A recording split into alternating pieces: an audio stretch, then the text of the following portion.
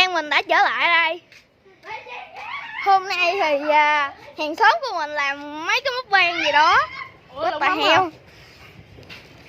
Mùi thì ăn gì mới ngon. Mày thấy quá à. mời.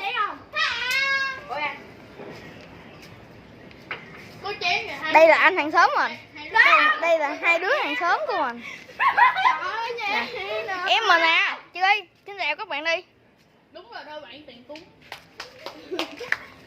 Đi bạn cùng Tiến. Cặp bài trùng.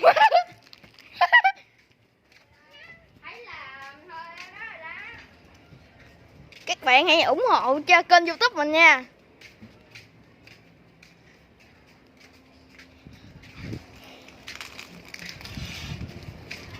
Có gì à bạn? Mấy bạn ê, phá hoa kìa.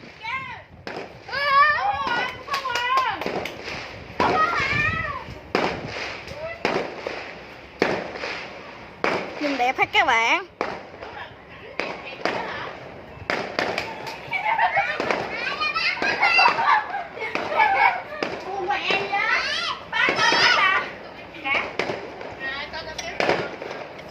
Thấy què gì đâu. Thấy mà. Mày què gì vậy?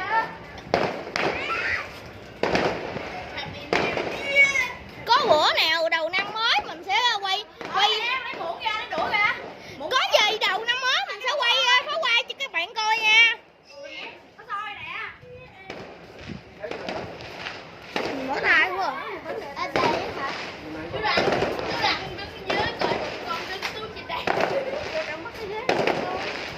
Đây nè, đây đem qua đây quay cho con. Năm nay cấm này nó bắn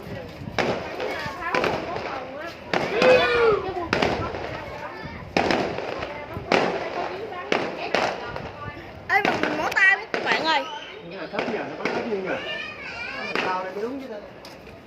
Mình mấy ngày nay thì mình cũng xem pháo hoa chán rồi các bạn.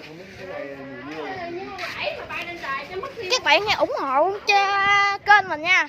Có gì các bạn nhập ID gì đó rồi kết bạn rồi tạo qua nhóm với mình, chứ mình cũng chưa tạo nhóm nữa các bạn.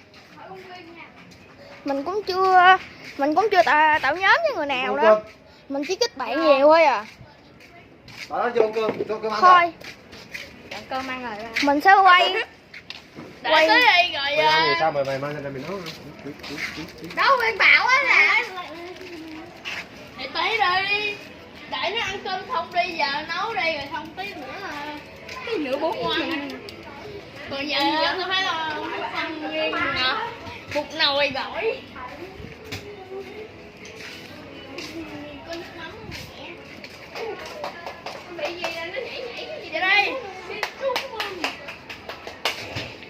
thôi vậy các bạn, chắc là đây là phần 1 thôi, còn phần 2 thì mình cũng không nghĩ là có phần 3 đâu, nên cái gì vậy? Long tạm biệt các bạn. Dài quá ta.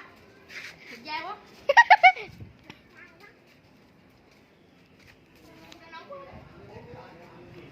Bye bye các bạn, hẹn gặp lại trong clip sau. Yeah.